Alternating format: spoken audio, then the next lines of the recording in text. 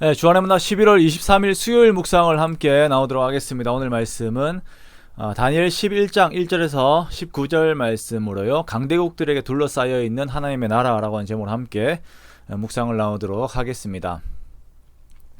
오늘 본문은 이 세상의 열강들에 의하여 지속적인 영향을 받게 될 이스라엘 앞에 이 모든 것을 이끄실 분이 여전히 하나님이심을 강조하시면서 이들을 향한 믿음을 더욱 고취시키는 내용에 대해서 말씀을 하고 계십니다. 예전 우리나라의 목사님들이 하시는 말씀이 우리나라와 이스라엘의 역사적 상황이 상당히 비슷하다라고 하는 말씀들을 많이 하셨습니다. 그 이유는 나라는 작은데 주변에 강대국들이 항상 있어서 이리 치이고 저리 치이면서 눈치를 살펴야 하는 역사를 우리가 가지고 있었다라는 것입니다. 우리나라도 그렇지요. 섬나라 일본이 우리나라를 침략해 오기도 하고, 또한 중국의 왕조가 바뀔 때마다 우리나라는 이전 왕조와 새로운 왕조의 눈치를 살피면서 국내 경쟁이 심화되기도 하였습니다. 약한 나라들은 주변 국가의 흥황과 쇠퇴에 크게 영향을 받기에 이에 민감하지 않을 수 없는 것이 현실입니다. 이러한 모습들은 성도의 삶 역시 마찬가지입니다. 우리들은 누구나 홀로 자립해서 유아독존할 수 있는 존재들이 아니기에 항상 주변의 상황들을 살펴야 하는 것이 맞습니다. 그러나 만들어지는 상황에 우리들이 지나치게 의미를 부여하게 되면 그것은 우리들에게 우상이 되어버리게 됩니다. 즉 하나님보다 그 상황들을 더욱 의지하게 되는 것이죠. 포로기 중에 있는 유대인들에게 쓰여진 이 다니엘서는 반복적으로 그것을 말씀하시면서 역사의 주관자는 하나님이시기에 현재 어려운 상황들 속에서도 상황을 의지하는 것이 아니라 하나님만 의지할 것에 대한 믿음을 계속적으로 강조하고 있습니다. 오늘 다니엘에게 보여주는 환상의 해석은 그야말로 참 난해합니다만, 축약을 하자면 이제 근동의 세력들, 즉 중동의 국가들이 그 시대에 막을 내리게 되고 이제는 그리스와 시리아의 왕조들이 힘을 가지게 될 것을 보여주고 있습니다.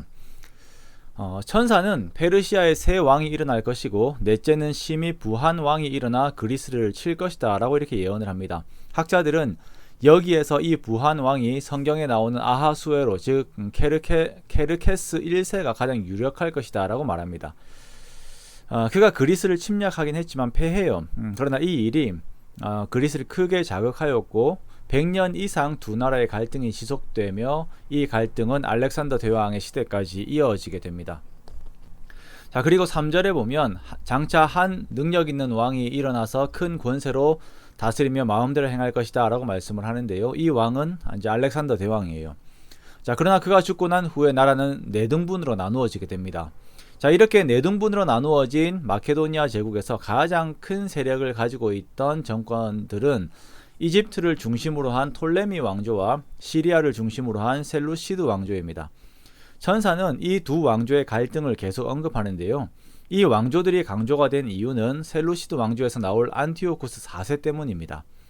우리가 며칠 전에 말하였던, 계속 보고 있는 이 안티오쿠스 4세는 역사적으로는 그렇게 이름이 있지는 않지만 유대 입장에서는 최악의 인물입니다. 적그리스도의 전형적인 모습으로서 유대 율법을 폐하고 성전에 제우스 상을 세우도록 하는 그 인물이 되는 것입니다.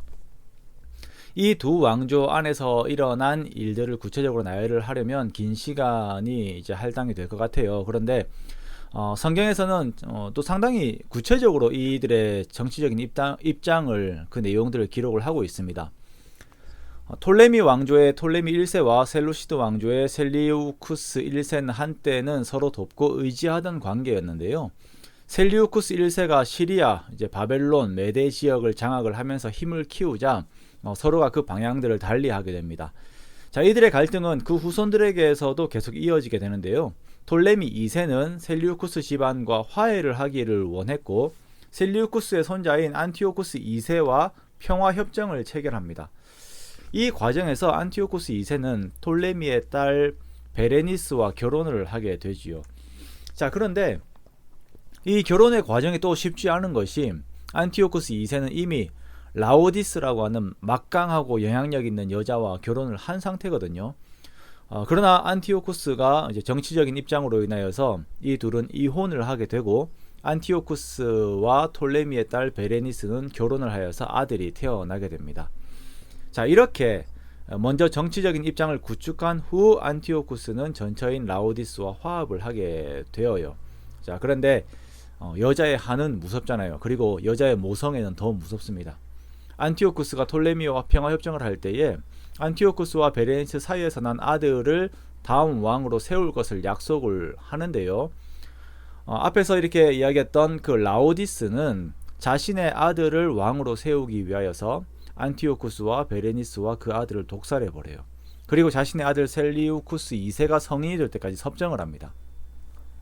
자, 위와 같은 내용들이 세계사에서 흔히 나오는 내용들입니다. 그런데 문제는 이와 같은 정치적인 입장으로 인하여서 그리고 이러한 과정들 속에서 나오게 된 안티오쿠스 4세와 같은 인물들로 인하여서 하나님의 나라인 유대인들의 입장은 큰 어려움을 겪게 된다라는 것입니다. 자, 그러나 하나님께서 이렇게 다니엘을 통해서 미리 말씀하시는 것은 하나님의 경륜 안에서 이런 어려움들이 생긴다고 하더라도 하나님의 사람들은 하나님을 바라보면서 그 믿음이 약해지지 않아야 함을 강조를 하는 것입니다. 강대국들의 정권이 어떻게 바뀌는가 하는 것보다 더욱 중요한 것은 하나님께서 그들과 함께 하심을 믿는 믿음 안에서 믿음의 기준을 잃지 않고 말씀 안에서의 삶을 사는 것입니다. 이것이 성도들의 아주 중요한 시각입니다. 우리들의 삶 역시 이 모양 저 모양으로 변하는 상황들 속에 있지만 우리의 마음의 중심은 세상 끝날까지 우리와 함께 계신다라고 약속하신 내 속에 거하신 예수 그리스도 안에서 예수 그리스도 안에 우리의 마음을 드려야 하는 것입니다. 그것이 평안의 조건이자 감사의 조건이 됩니다. 변하는 세상을 따라가지 못하여 허덕이고 아쉬워하는 그런 삶이 아닌 변하지 않으시면서 항상 나와 함께 하시는 주님을 바라보고 그리고 영원토록 주님과 함께 할 날을 바라보면서 우리의 마음을 하나님께 드리는 저와 여러분이 되시기 원합니다. 그렇게 오늘도 주님을 의지함 속에 평안이 항상 머무는 그러한 저와 여러분의 복된 삶이 되시기를 주님의 이름으로 축원합니다.